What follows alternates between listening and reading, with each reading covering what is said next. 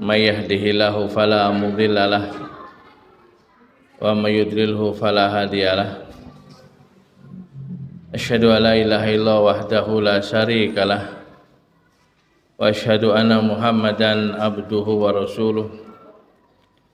Allahumma sholli wa sallim ala nabiyyina Muhammadin wa ala alihi wa sahbihi ajma'in.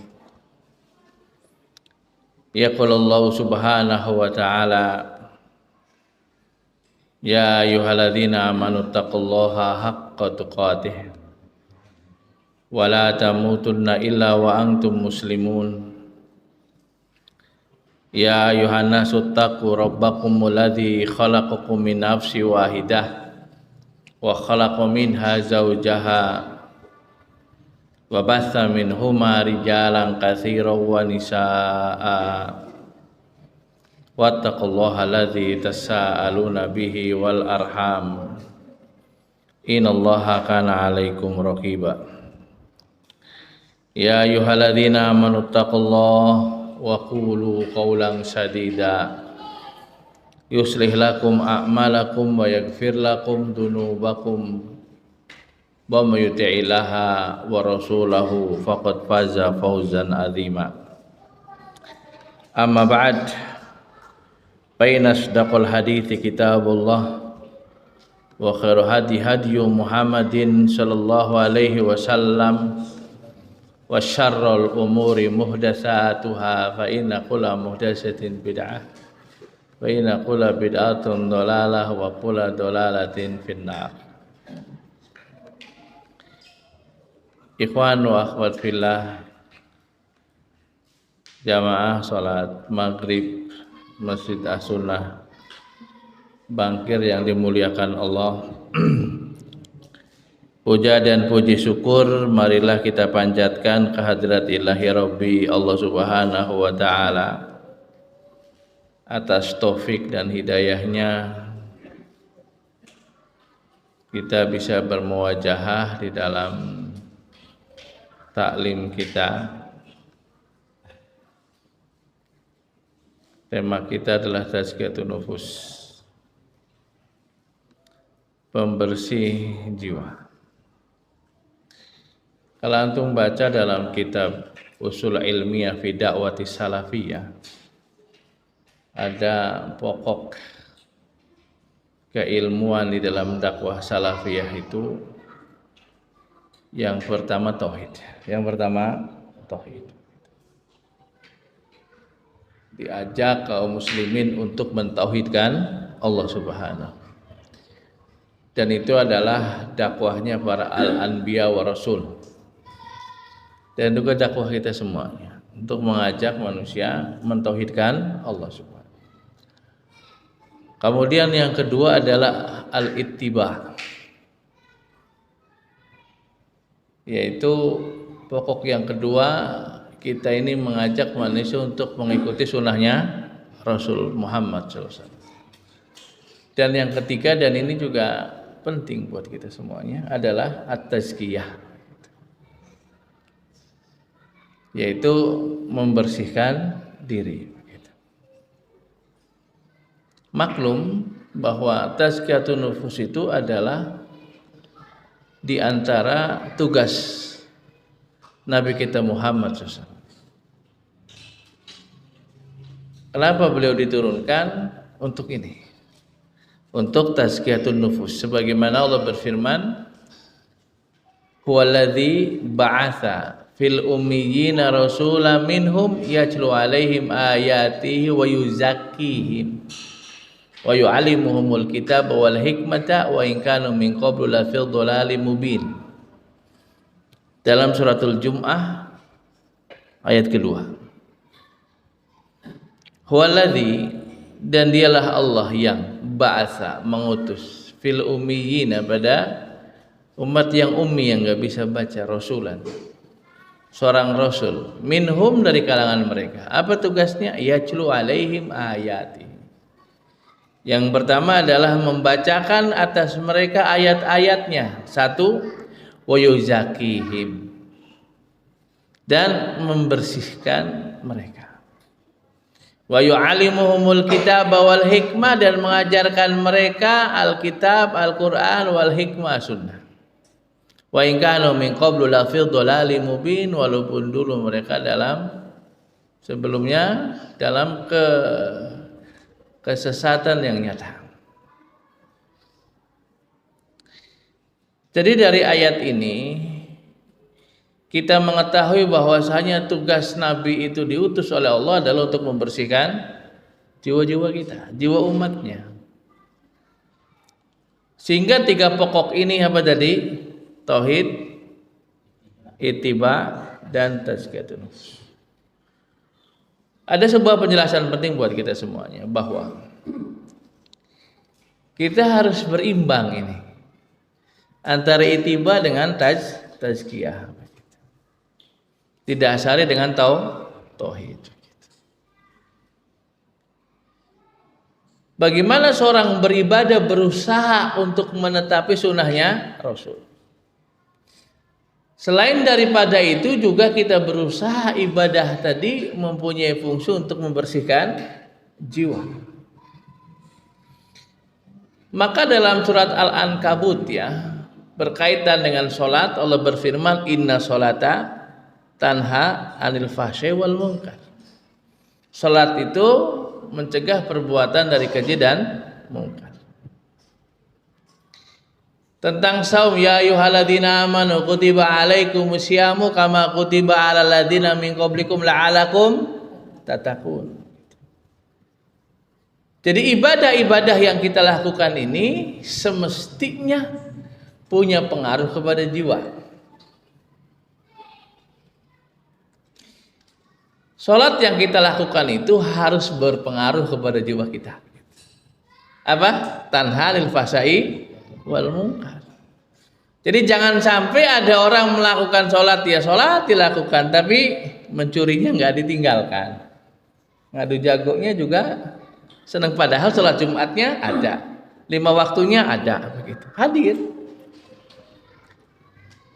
Ketika kita melaksanakan ibadah dengan sesuai tuntunannya, maka hendaknya dibarengi dengan isinya, khusyuknya, takutnya dia sama Allah gitu.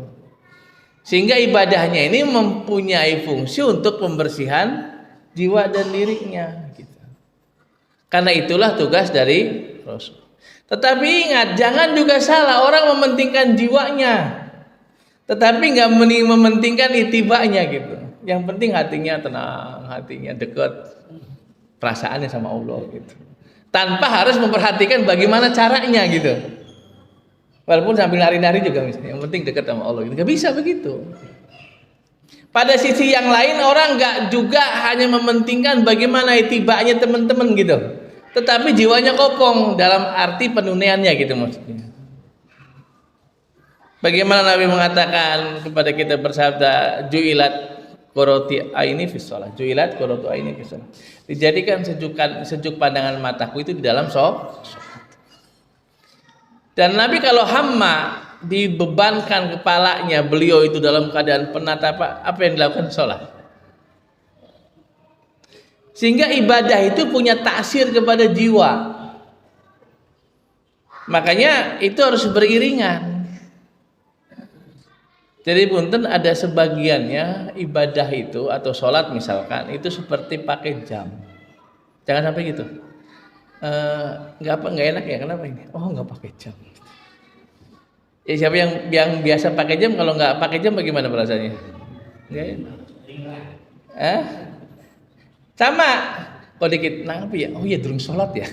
Jadi sholat itu hanya sekedar apa namanya, sebuah kelaziman, enak nggak enak gitu. Dalam sisi secara jiwanya tidak mempengaruhi terhadap ini kita punya kepentingan nih. Kita merasakan nikmatnya dari dalam ibadah kita kepada Allah Subhanahu wa taala. Sehingga semua ibadah yang kita lakukan itu hendaknya mempunyai pengaruh kepada jiwa. Ada sebuah testimoni di hadapan anak saya. Ngomong itu langsung. Jadi mengatakan sholat langkah beda nih. Ya sholat yang mengkonon, sholat yang mungkin biasa. Yang ujung-ujungnya akhirnya sholatnya ditinggal. Ini yang salah di mana? Gitu. Makanya kita mulai belajar gitu bagaimana ibadah ini mempengaruhi jiwa kita gitu loh. Maka tunaikan secara sunnahnya kita tepati bagaimana shollu kamaro aitumuni usolli. Tetapi kemudian di dalam sisi pengaruh kepada jiwanya dia hadirkan hatinya, dia takutnya dia kepada Allah SWT. Sehingga sholatnya itu bermakna buat dia. Ketenangan jiwanya itu hadir di dalam sholatnya. Sehingga ketika dia keluar dari masjidnya seakan-akan mendapatkan suatu kenikmatan yang nggak bisa dibayar sama miliar. Kenapa? Karena kebahagiaannya ada pada taatnya dia sama Rabbnya tabaraka wa ta'ala. Sehingga harapannya bahwa di dalam penuhian ibadah-ibadah kita ini atau syariat secara umum, maka diharapkan punya pengaruh kepada taksir kepada jiwa. Karena itulah sebetulnya yang menjadi tugas Nabi kita Muhammad Shallallahu Alaihi Wasallam. Kenapa beliau diutus?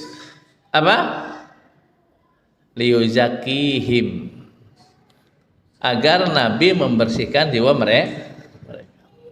Ini poin penting kajian kita surat Jumu'ah ayat kedua yang mendasari bahwa inilah pensyariatan kenapa kita harus bertazkiyah kepada jiwa-jiwa kita, karena ini adalah sesungguhnya tugas Rasul. Sehingga orang yang beribadah itu adalah orang yang kalem gitu. Wajahnya itu tidak sangar gitu. Begitu. Kenapa? Ada pengaruh. Sehingga orang lain yang melihatnya itu kesirian. Kalau melihat si fulan katanya teduh wajahnya gitu. Jadi kayaknya itu enak dipandang gitu. Seperti itu. Kenapa? Karena jiwanya memang bersih. Karena malam nangis ingat dosa tahajudnya. Banyu mata keberebelan gitu. Padahal kalau antum tahu, ini mahal trainingnya suruh orang nangis itu asli. Ya, ada sebut namanya SQ atau apa. Memang dipola itu. Dibikin layar gede gitu, dikasih cerita, pada nangis orang itu. Ya, dan mahal untuk nyadarin orang. Tapi kalau kemudian kita dengan ilmu kita, dengan ma'rifat kita kepada Allah, mengenal Allah gitu. Kemudian jam 2, jam 2:30 bangun nangis gitu. Itu teduh itu, rasanya beda. Habis nangis itu mata itu cengeplang gitu. Betul. Dan itu adalah hikmahnya. Sehingga akan mendapatkan sesuatu yang tidak didapatkan sama orang yang lain yang tidak taat ya sama Allah Subhanahu wa taala. Kalau antum tahu orang tidur itu kata Nabi diikat berapa ikatan? Disindet. Jangan-jangan nggak pernah dengar ini. 3 ikatan. 3 ikatan. Kalau bangun dia, apa yang dilakukan? Kalau orang bangun tidur apa yang dilakukan pertama kali? Buka mata. Kecuali lara matanya. Orang itu kalau bangun tidur apa yang dilakukan? Buka mata, biar tuh alhamdulillahilladzi ahyana ba'da ma amata wa ilaihi Allahu akbar. Yang dia sebut tuh pujian dia kepada Allah Subhanahu wa taala. Segala puji milik Allah yang telah menghidupkan kami setelah mematikan kami, dan kepadanya kita akan dikembalikan. Alhamdulillahilladzi ahyana ba'da ma amatana wa ilaihi. Jadi seyogianya seorang muslim bangun dari tidurnya memuji Allah. Ingat Allah. Ada sinti glati HP ini karena HP.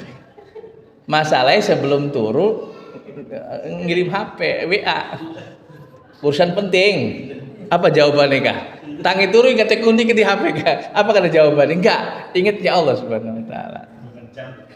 Ingat pujian kepada Allah karena Allah telah menghadirkan ruh kita kembali di jasad kita. Karena an-naumu akhul maut. Tidur itu saudaranya mati. Kalau Allah nggak kembalikan itu banyak yang wafat tidur nggak balik lagi. Bahkan di samping istrinya ada kejadiannya. Najaknya aja nggak ketahuan istrinya. Tahu-tahu pagi digoyang-goyang tidak bangun dan itu pupus meninggal. Tapi alhamdulillah kita bangun ingat alhamdulillah gitu. Biar matanya masih di kamar alhamdulillah. Nah, begitu seorang muslim bangun dari tidurnya ingat Allah maka ikatan satu lepas. Kayak pira?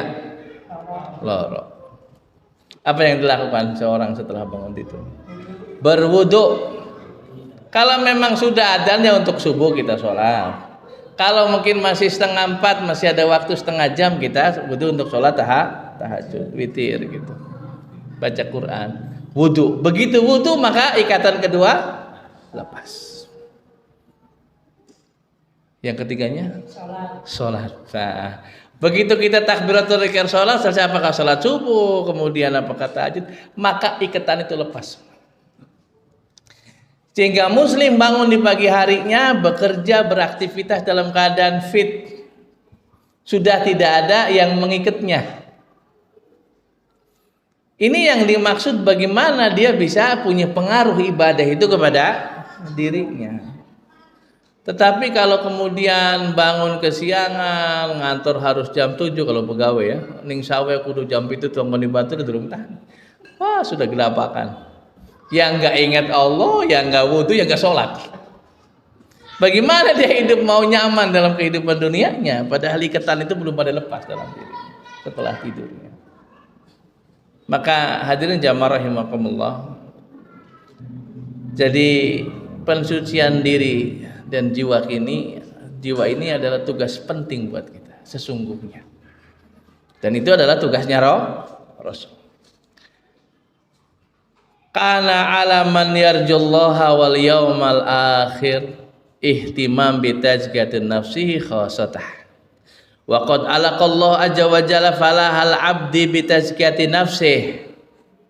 Wa dzalika ba'da 11 qasaman mutawalian wala yujadu fil qur'ani bi akmalihi aksamun mutawaliyah ala hadanas ila akhirnya. Di sini dijelaskan bahwa barang siapa yang mengharapkan Allah dan hari akhir maka dia perhatikan kebersihan dirinya secara khusus.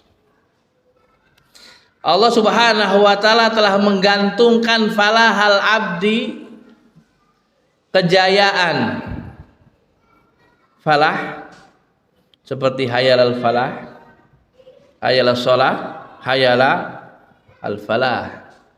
Kejayaan dan keberuntungannya itu bergantung seorang hamba bagaimana dia mensucikan dirinya. Ulangi. Kejayaan, keberuntungan seorang hamba sangat bergantung kepada bagaimana dia membersihkan jiwa dan dirinya. Yang demikian itu setelah 11 sumpah secara berturut-turut. Ada berapa? Kalau nggak percaya kita hitung sama-sama nanti. Dan katanya wala yujad fil Quran bi akmalihi aksamun mutawaliyah, dan tidak didapatkan di dalam Al-Qur'an bi akmalihi dengan penuh 30 juznya sumpah yang berentet berturut-turut. Sebanyak berapa? 11. Sumpah yang Allah sebutkan yaitu ihda asyara, 11 sumpah yang Allah sebutkan dengan konteks yang seperti itu, 11 berturut-turut. Faqala azza wa jalla, Allah pun berfirman. Anda yakin sudah hafalin lagi? Nanti kalau sudah disebut oh kun tak iya 11. A'udzubillahi minasyaitonirrajim. Wasyamsi wa duhaha wal qamari idza talaha wan nahari idza jalha wal laili idza yaghsha was samai wa ma banaha wal ardi wa ma tahaha wa nafsi wa ma sawwaha. 11. Fa alhamaha fujuraha wa taqwaha qad aflaha man zakkaha wa qad khaba man dassaha. Hafal semuanya insyaallah. Masih juz amma tengah terakhir. Kalau juz amma itu tengah-tengah akhirnya mulai surat apa? Tengah akhirnya. Sabihisma. Sabihisma ke bawah ini berarti tengah akhir. Hizb terakhir kalau di Mushaf Madinah itu. Termasuk ada surat Asy-Syams. Ada berapa sumpah?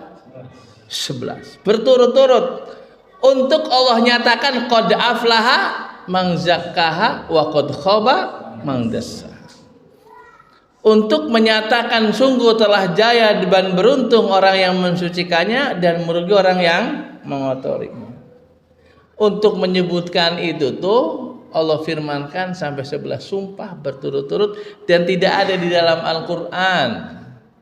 Sumpahnya Allah berturut-turut sampai 11 kali. Ya.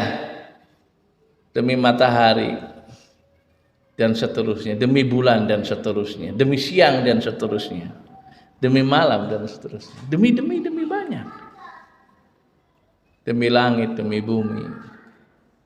Manusia nggak boleh bilang demi langit dan demi bumi. Yang berhak untuk menyebutkannya adalah Allah. Kenapa?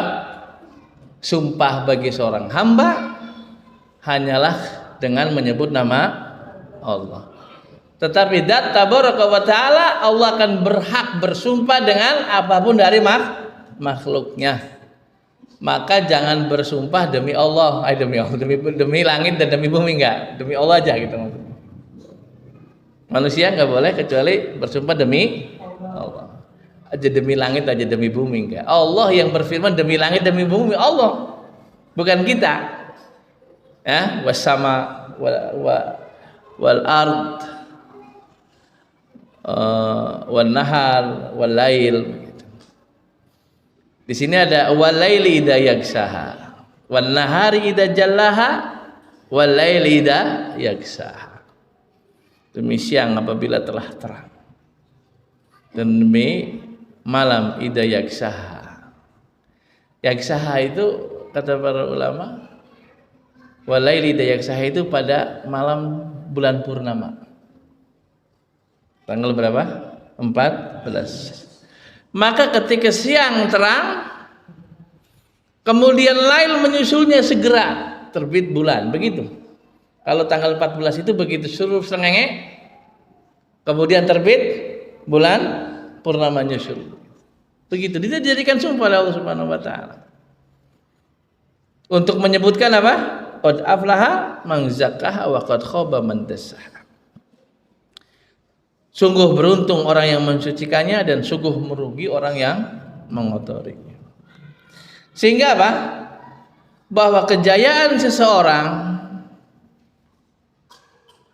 keberuntungan seseorang itu sangat bergantung dengan bagaimana dia membersihkan jiwanya, membersihkan diri.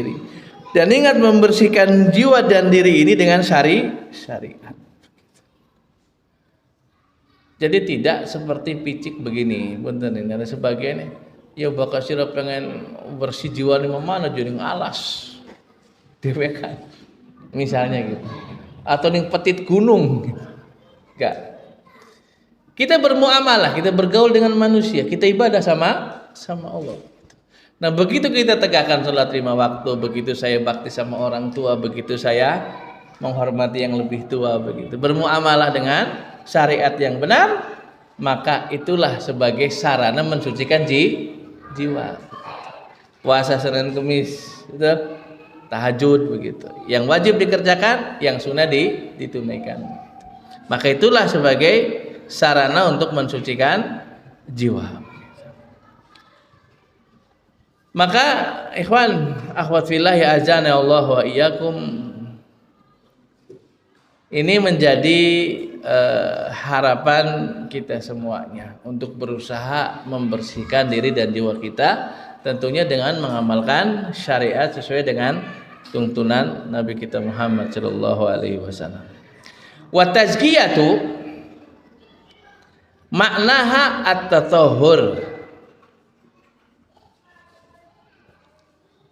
Di sini disebutkan bahwa tazkiyah yang dimaksud dengan tazkiyatun nufus itu terdiri dari dua kata, tazkiyah dan nufus. Tazkiyah itu maknanya tatahhur, membersihkan atau mensucikan.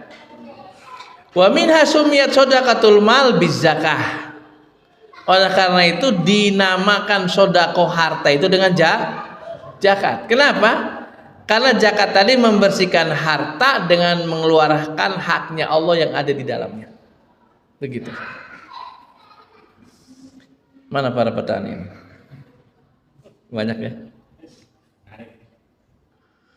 Kalau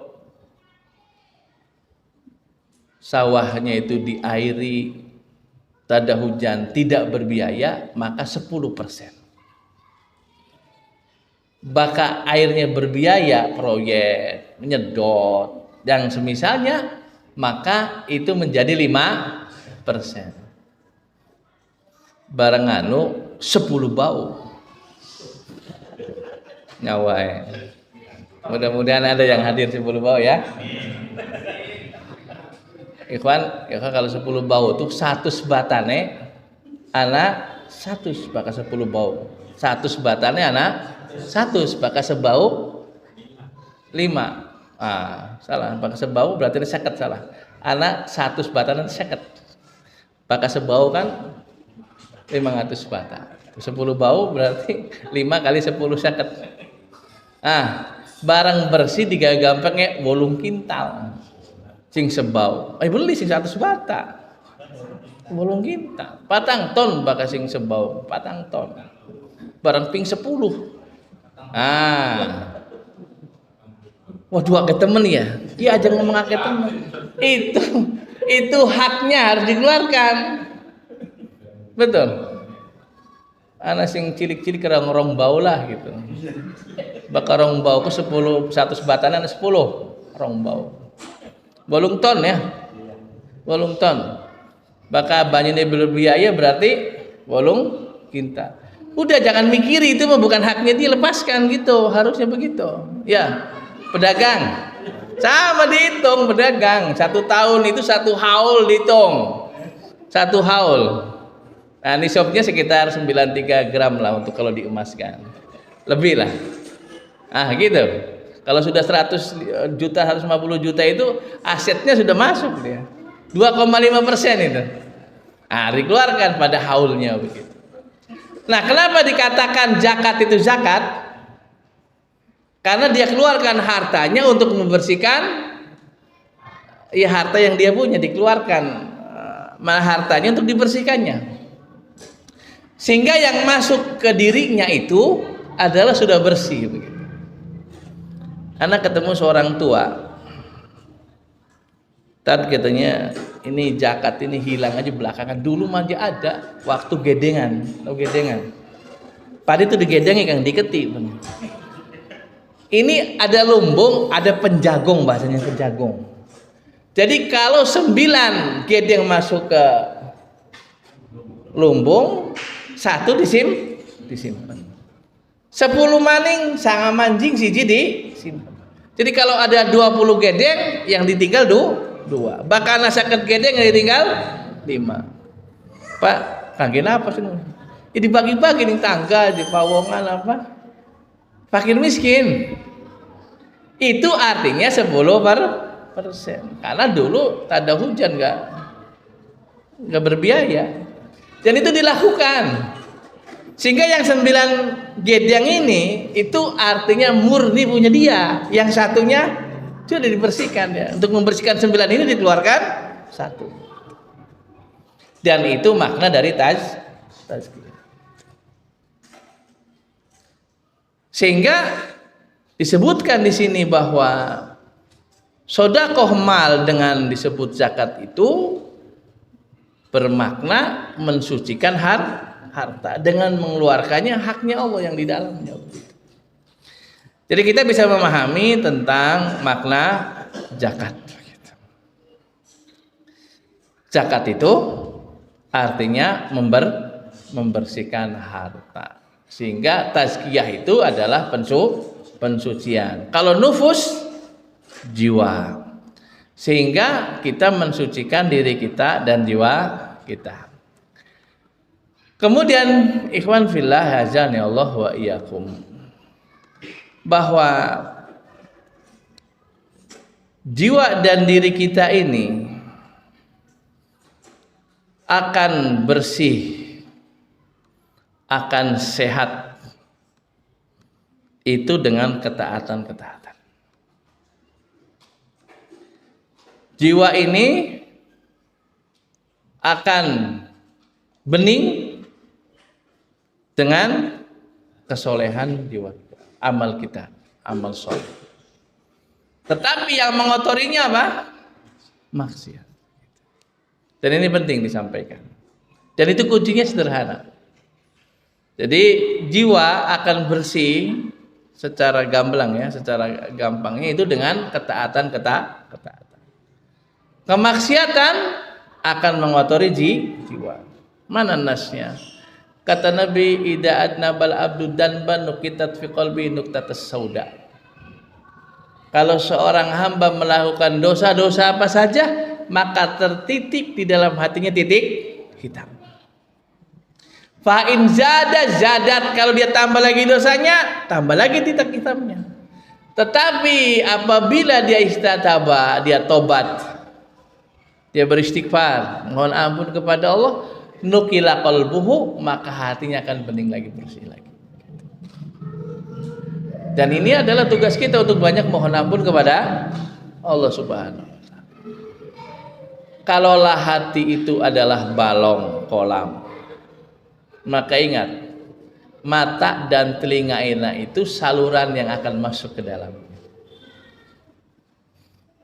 Ini ilustrasinya ya, bahwa antum bisa bayangkan ada bak, balong, yang masuk mata air kayak di pegunungan gitu, betul tidak?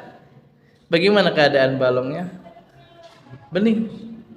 Kenapa? Yang masuk adalah dari mata air yang bersih, yang jernih.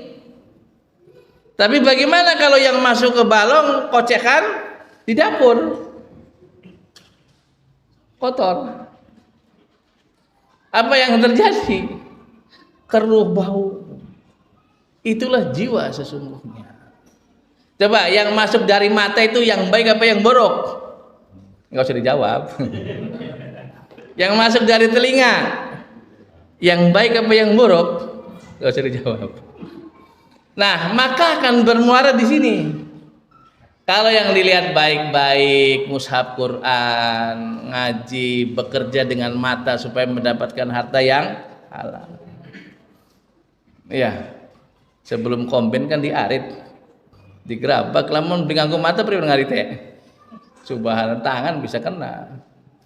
Tapi dengan mata jelas, cepet. Kenapa? Dimanfaatkan matanya dalam kebaikan untuk mendapatkan rezeki yang halal yang banyak. Nah, gitu. Kalau nggak banyak ngaritnya, nggak banyak dia jatuhnya, gitu caranya. Dengan matanya, dengan kakinya, sehingga masuk baik-baik, bening-bening, maka jernih hatinya. Tetapi kalau yang dilihat, yang haram, yang dilihat, macam-macam dia, kotor dia. Tapi itu pun kalau dia istighfar sama Allah dan seterusnya, maka jadi apa? Bersih dan bening kembali. Ini adalah pembahasan singkatnya, dan kitab ini banyak babnya gitu. Tapi secara intinya begitu sih. Yang memberikan kepada kita kesucian jiwa kita adalah ketaatan kita kepada Allah. Yang menjadikan kotor hati jiwa kita adalah apa? Maksiat dan dosa, begitu. Dan di sini ada disebutkan beberapa yang menjadi racunnya hati gitu. Termasuk banyak-banyak melihat yang enggak harusnya dilihat, banyak-banyak makan yang enggak harusnya dimakan gitu. Termasuk apa? Banyak ngomong yang harusnya diomongin, ngomong aja gitu. Ini juga akan membuat hati itu jadi mati gitu. Termasuk banyak-banyak bergaul kepada gaul yang tidak sebenarnya harusnya digauli begitu. Dan ketaatan akan memberikan hidupnya hati, jernihnya hati itu utamanya dzikir kita kepada Allah. Masuk dzikir baca Quran. Masuk dzikir baca Quran. Afdhalu dzikri tilawatul Quran. Sebaik-baik dzikir membaca Al-Quran. Kemudian beristighfar kepada Allah. Banyak-banyak istighfar. Kemudian berdoa dia kepada Allah, kita kepada Allah. Kemudian berselawat kepada Nabi sallallahu alaihi wasallam. Kemudian qiyamul lail. Dan ini diringkaskan di dalam kitab. Dalam tasbih. Yang butuh PDF-nya ada di rekan kita, sudah dikirim. Yang belajar bahasa Arab ada kitab, tinggal minta aja ke beliau. Kang Sarnit tinggal dikirim. Kalau kita sudah kirim kitabnya ini. Dan harus termotivasi belajar bahasa Arab, kira-kira bisa membaca tulisan Arab gitu. Kapan aja, yang penting belajarnya dimulai gitu, semangatnya gitu. Tidak sekarang belajar besok bisa, memang makan capek, langsung pedes. Ya berproses gitu, berproses. Nah, ini ikhwan akhwat fillah Allah wa yakum, mudah-mudahan Allah berikan taufik kepada kita semuanya untuk bisa menjalankan ketaatan kita kepada Allah Subhanahu wa taala sehingga kita bisa mampu untuk bisa membersihkan jiwa dan diri kita. Di jam ana ini masih kurang 9 menit ini. Katanya ada pertanyaan. Kalau memang itu diperlukan tanya jawab, tapi kesimpulannya bahwa kita ini berusaha untuk membersihkan diri kita. Sebab qad aflaha man zakkaha wa qad khaba man dassaha. Beruntung dan jaya orang yang mensucikannya dan merugi orang yang mengotorinya. Setelah Allah sebutkan 11 sumpah secara berturut-turut begitu. Dan ini adalah perhatian kita khusus dalam pembersihan hati kita. Kemudian itu adalah tugas Rasul kita Muhammad Shallallahu Alaihi Wasallam hadir untuk mensucikan umat manusia, termasuk diri-diri kita semuanya. Ingat, kita bertauhid kepada Allah, ittiba kepada Nabi Muhammad, dan berikutnya adalah mensucikan diri kita. Dan jangan kotori dengan maksiat dan dosa, sucikan, bersihkan dengan ketaatan-ketaatan dan amal soleh. Ketaatannya baca Quran, dzikir. Dan mungkin sebelum diakhiri, bisa jadi kita ini orang yang memperhatikan kehidupan kita. Ada orang-orang yang kalau nggak minum kopi harus minum kopi, jadi kalau nggak minum kopi jadi ndasnya. Ada yang begitu. Ada punya kebiasaan keliling-keliling pasar gitu. Ada hari-hari begitu. Nah, bagaimana jiwa ini terpantau terus untuk kalau nggak baca Quran itu nggak enak tiap hari. Subuh kalau nggak baca Quran itu ada yang sesuatu yang nyesek gitu, baca. Dan itu jadi sebuah kebiasaan hidup kita, menjadi habit kata mereka sih. Jadi ada rutinitas kita itu memang baca Quran, sehingga terdahulu itu sepekan khatam Quran, ya minimal sebulan lah hafal Quran. Berarti 1 juz 1 hari gitu. Jadi setiap 1 bulan khatam. Jadi Ramadan bisa 5 kali. Ini mah nggak pernah baca Quran di hari-hari biasa, Ramadan pengen 10 kali. Ya priwen ceritane. Anda cerita nih sebenarnya, coba priwen gitu loh. Tapi kalau hari ini 1 juz. Jadi kalau Ramadan 5 juz itu memang bisa kemungkinannya gitu.